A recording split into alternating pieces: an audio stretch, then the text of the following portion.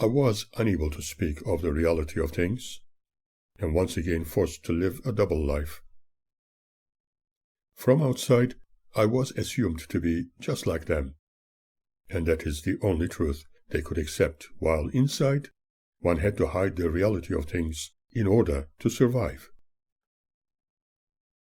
I was in love with her, and hoped she would gain enough maturity to understand me, but she was in love with what she considered was the truth, as taught by the witnesses, and her love towards me was not an unconditional one. It was based on strict Bible teachings, as the witnesses preached. In other words, to be pleasing and acceptable in their eyes, one had to pretend to be just like them. If they had a different attitude, doing exactly what they preached, and showing me some real logic behind their teachings, I may have become truthful and faithful witness, just like they were.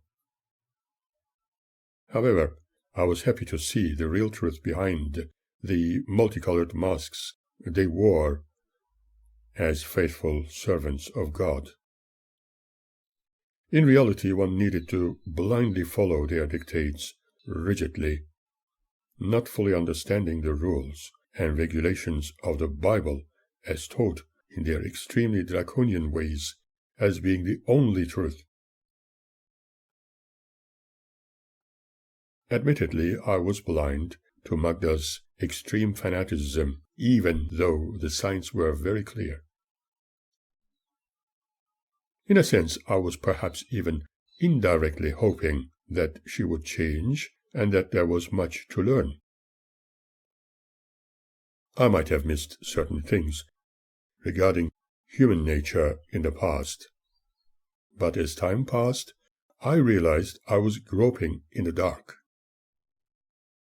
I could not understand why I was never invited to where she attended her Bible studies, and was never introduced to her Bible teachers.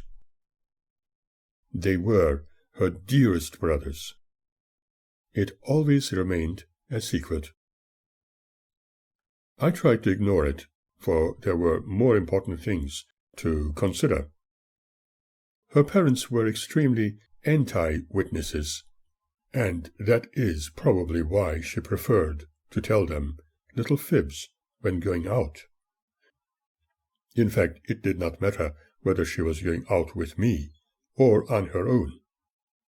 She often chose to tell them that we were going to a dance party or restaurant, whereas when outside, she would immediately insist that we went to the Kingdom Hall of the Witnesses instead.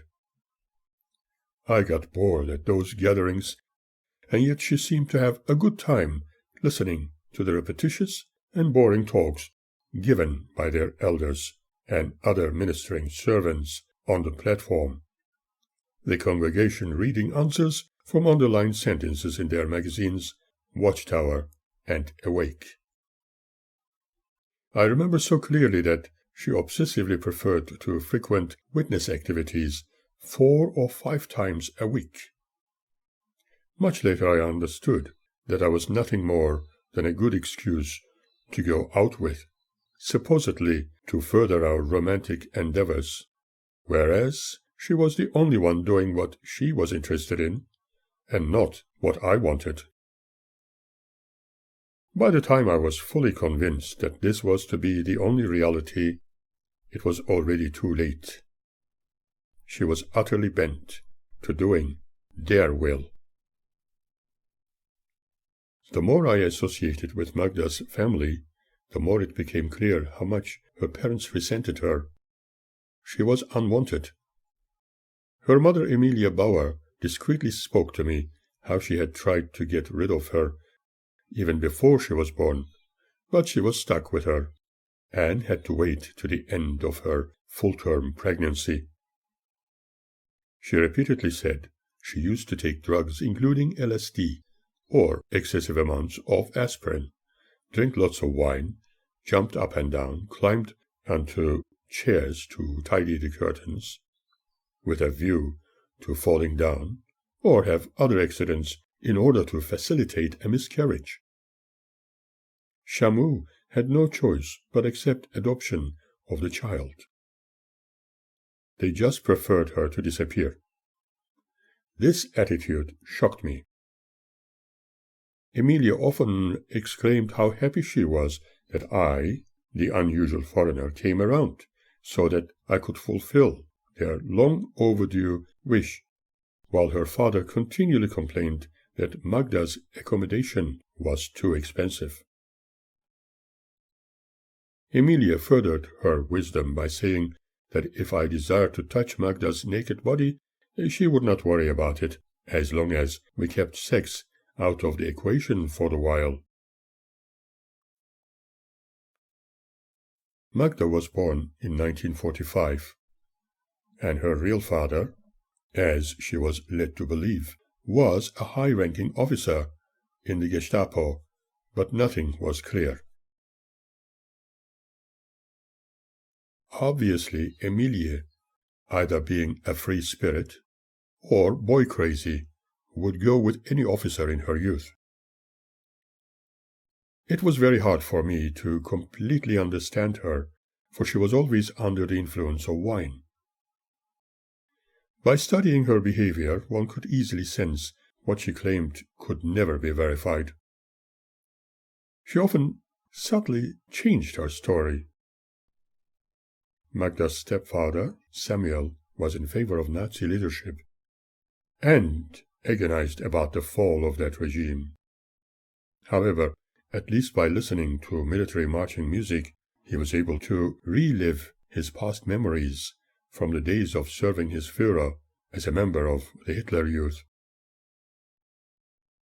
He was so happy when they outrooted the racially unfit trash from the fatherland. He talked to me very harshly, as he often spoke about it, and also that he was not quite sure about my background.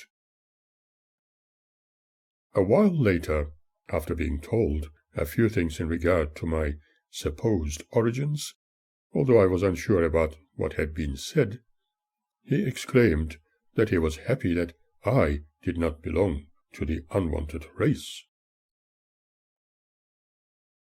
I did not fully understand what he meant, but I always felt uneasy when in his presence.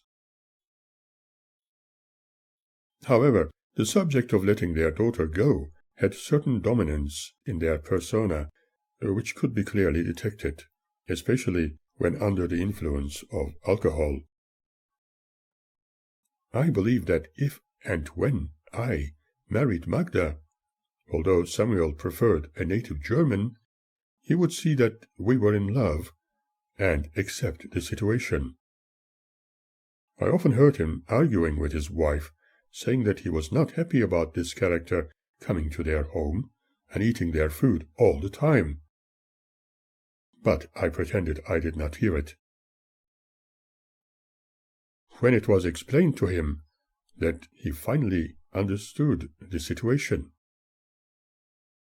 he was calmed that I was contributing by bringing food before arriving at their place each and every time I visited them. For a time I continued with my employment at AEG in Kirchheim Tech. This is when I discovered that Samuel was working there as a storeman. What a shock horror it was! Whenever he was there with his workmates during morning coffee breaks or lunch times in the factory canteen, he deliberately made a few sarcastic remarks, and they all laughed at me.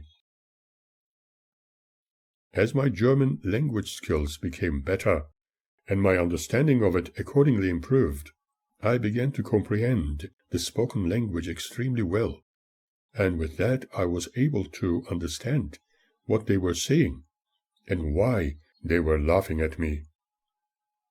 Samuel was telling those around him that this trash was his daughter's new boyfriend, and it was doubtful if she would at all like to stay with him.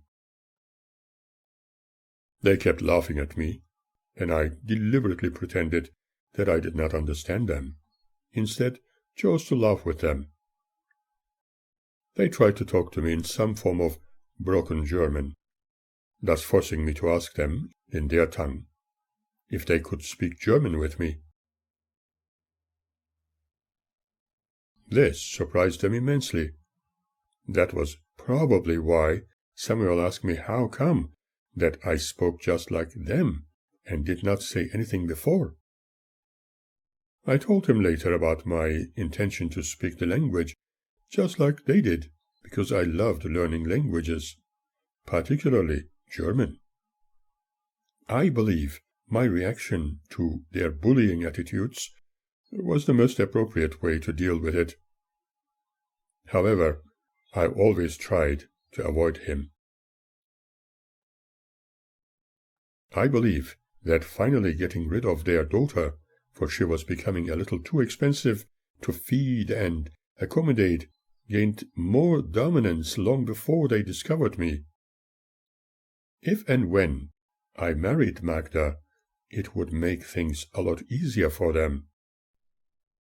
Not only by listening to their arguments, believing I could never understand them due to my lingual lag, but also what Magda was telling me was enough to understand the situation clearly. I continued with my work commitments at AEG in Kirchheim Tech, despite being laughed at, until they decided to move me to another area in the factory to test huge transformers used for higher electric energy distribution settings between cities. I also knew that some people were unwilling to see me advance, and so made it uninteresting and dangerously heavy, its purpose being not to appear as if dismissing someone like me on discriminatory grounds, but politely making me decide to leave the company on my own accord, although nothing untoward was said. I elected to simply pack up and go, visiting yet another factory as it was easy to obtain other employment almost immediately. But it was important that it did not interfere with my studies. This time I was testing the mechanical and structural integrity of gas heating systems by Bosch Junkers near Oettlingen. I began to travel a short distance on the train, and yes, I enjoyed the change. There was no break in employment, and the necessary income, which I had to have. I continued to pick Magda up after work from the factory Otto Ficker and walked her home. We both thoroughly enjoyed such walks. Often we consumed apples, a small amount of bread, and some wine with her parents, for this seemed to be only food available to us, while furthering our romantic interludes. Occasionally joining her parents and watching the news on their black and white television. Although her father had the tendency to frequently change the channels, thus annoying Emilia. But as usual, Magda and I preferred to take long walks before taking her home and making my way to Sister Nurk's place, where I was living after the Strohbach's departure. I will tell you more about this shortly. At weekends, I met Magda at an earlier time, and we listened to her father's LP records of marching bands, although she rarely wanted to. I must have appeared as if I was enjoying them, and that made Samuel feel very pleased. I knew for certain that Magda preferred to listen to operettas, which her father could not stand. That was also my kind of music, rather than some types of military renditions.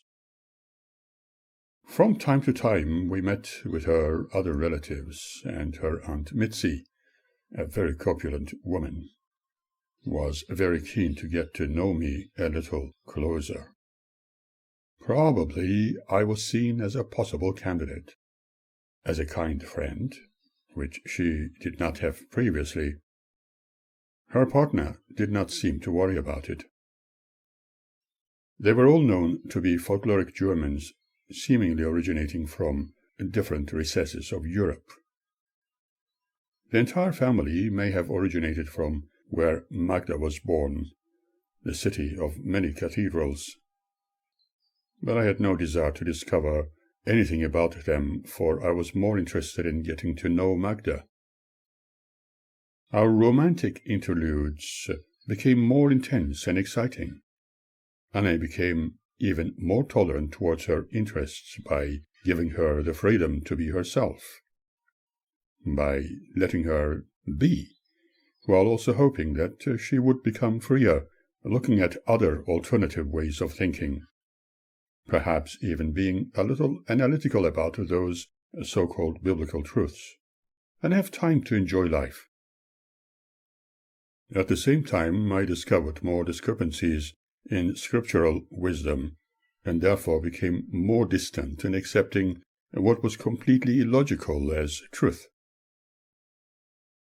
Fanaticism was not a song I wanted to sing, for I was conducting a far more important study.